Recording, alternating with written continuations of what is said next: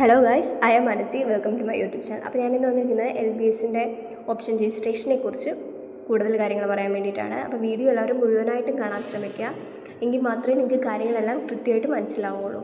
Okay, അപ്പോൾ നമുക്കറിയാം application date തീരാറായി. അത് കഴിഞ്ഞ് കറക്ഷൻ ടൈമും റാങ്ക് ലിസ്റ്റും വന്നു കഴിഞ്ഞാൽ ഉടനായിട്ട് തന്നെ ഓപ്ഷൻ രജിസ്ട്രേഷൻ വെക്കാം. ഓപ്ഷൻ രജിസ്ട്രേഷൻ സ്റ്റാർട്ട് ചെയ്യും. സോ ഓപ്ഷൻ രജിസ്ട്രേഷൻ ചെയ്യുമ്പോൾ നമ്മൾ കുറേ അധികം കാര്യങ്ങൾ ശ്രദ്ധിക്കാനുണ്ട്. അതായത് നമുക്ക് എത്ര കോളേജുകൾ വേണമെങ്കിലും എത്ര കോഴ്സുകൾ വേണമെങ്കിലും നമുക്ക് ആഡ് ചെയ്യാം. പിന്നീട് നമുക്ക് ആദ്യത്തെ 3 അലോട്ട്മെൻറ്റ് തീരുന്നത് വരെ ഇപ്പോൾ മുഴുവൻ കോളേജുകൾ ആഡ് ചെയ്തില്ല എന്നുണ്ടെങ്കിൽ പിന്നൊരു കോളേജ് ഇടയിൽ കയറ്റി വെക്കാൻ പറ്റില്ല. പിന്നെ വെക്കാൻ പറ്റുന്നത് 3 അലോട്ട്മെൻറ്റ് തീർന്നതിന് ശേഷമായിരിക്കും. ആദ്യത്തെ 3 അലോട്ട്മെൻറ്റിലോട്ടും കൂടെയുള്ള ഓപ്ഷൻ രജിസ്ട്രേഷനാണ് ഇപ്പോൾ ചെയ്യുന്നത്. പിന്നീട് നമുക്ക് റീഅറേഞ്ച് ചെയ്ത് വെക്കാൻ മാത്രമേ പറ്റുള്ളൂ. ഓക്കെ, അപ്പോൾ ഓപ്ഷൻ വെക്കുമ്പോൾ നിങ്ങൾക്ക് ഏത് കോഴ്സാണ്, ഇപ്പോൾ നഴ്സിംഗ് എടുക്കാൻ താല്പര്യമുള്ള കുട്ടി കോഴ്സിൻ്റെ കാര്യത്തിൽ നഴ്സിംഗ് ആദ്യം പ്രയോറിറ്റൈസ് ചെയ്യണം, കോളേജുകളും പ്രയോറിറ്റൈസ് ചെയ്തിരിക്കണം. ഇപ്പോൾ എൻ്റെ കമൻറ്റ് സെക്ഷനിലുണ്ടായിരുന്ന ഒരു ഡൗട്ടായിരുന്നു, 300 മാർക്കുള്ളൊരു സ്റ്റുഡൻ്റാണ്.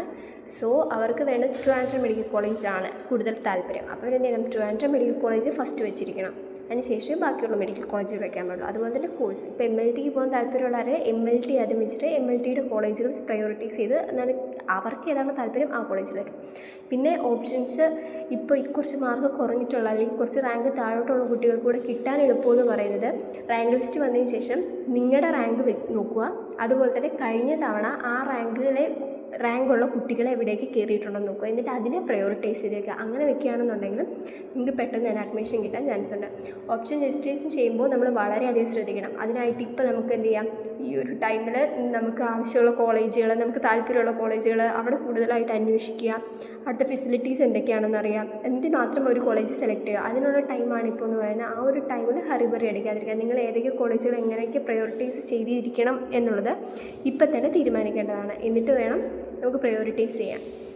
അടുത്തത് ഞാൻ ഈ വീഡിയോയിൽ പറയുന്നതെന്ന് പറയുന്നത് PNC മേഖലയിലെ ഫീസ് സ്ട്രക്ചർ. അതായത് നമുക്കറിയാം കുറേ കാറ്റഗറിക്ക് റിസർവേഷൻ വരുന്നുണ്ട്. ഈ പറയുന്ന റിസർവേഷൻ ഒന്നും തന്നെ PNC മേഖലയിൽ വരുമ്പോൾ കിട്ടില്ല. അതായത് ഇപ്പോൾ നമുക്കറിയാം LBS സൈറ്റ് വഴി നോക്കൂ, LBSൽ നമുക്ക് അപ്ലൈ ചെയ്ത് നോക്കുമ്പോൾ SC/ST റിസർവേഷൻ വരുന്നുണ്ട്, OBC റിസർവേഷൻ വരുന്നുണ്ട്, EWS റിസർവേഷൻ വരുന്നുണ്ട്. പക്ഷേ ഇതൊന്നും തന്നെ PNC മേഖലയിൽ കിട്ടില്ല. PNC മേഖല എന്ന് വെച്ച് കഴിഞ്ഞാൽ ആ മാർക്കിൻ്റെ ബേസിൽ മാത്രമായിരിക്കും എടുക്കുന്നത്. അതായത് 460 വരുന്ന ആ മാർക്കും അതിൻ്റെ റാങ്കും വെച്ചിട്ടായിരിക്കും നിങ്ങൾ അഡ്മിഷൻ എടുക്കുന്നത്. അതുപോലെ തന്നെ ഫീസിൻ്റെ കാര്യത്തിലും ഇപ്പോൾ റിസർവേഷനുള്ള കാറ്റഗറികൾക്ക് ഫീസ് ഇളവ് എന്നൊരു സംഭവം PNC മേഖലയില്ല. LBSലുണ്ട്, പക്ഷേ PNC മേഖലയില്ല. പിന്നെ ബാക്കിയുള്ള റിസർവേഷൻ്റെ ഡീറ്റെയിൽസ് എന്ന് പറയുമ്പോൾ പറയാനുള്ളത് EWS കാറ്റഗറിയെ കുറിച്ചാണ്. EWS കാറ്റഗറിക്ക് റിസർവേഷൻ ലഭിക്കുന്നത് ഗവൺമെൻറ് മെഡിക്കൽ കോളേജുകളിൽ മാത്രമാണ്. വേറെ ഒരു കോളേജിലും തന്നെ EWS കാറ്റഗറിക്ക് റിസർവേഷൻ ലഭിക്കില്ല. ഇപ്പോൾ self financing college, cement college, CPAS college, ഇങ്ങനത്തെ കോളേജുകളുണ്ടല്ലോ, ഇവിടെ ഒന്നും തന്നെ EWS ഒരു റിസർവേഷനായിട്ട് പോയില്ല. റിസർവേഷൻ കിട്ടുന്നത് ഗവൺമെൻറ് മെഡിക്കൽ കോളേജിൽ മാത്രമായിരിക്കും, അതും LBS അപ്ലിക്കേഷനിൽ മാത്രം. അപ്പോൾ ഇത്രയും കാര്യങ്ങളാണ് ഞാൻ ഈ വീഡിയോ പറയുന്നത്. അപ്പോൾ ഇപ്പോൾ എല്ലാവരും ഇരുന്ന് ഏതൊക്കെ കോളേജുകൾ എപ്പോഴേക്ക് വെക്കണോ എന്നുള്ളത് തീരുമാനിച്ച് വെക്കുക. ആ ഒരു ടൈമിൽ ആരും തന്നെ ഹറിബറി ആവരുത്. അതുപോലെ തന്നെ എല്ലാ കാര്യങ്ങളും റെഡിയാക്കി വെക്കുക.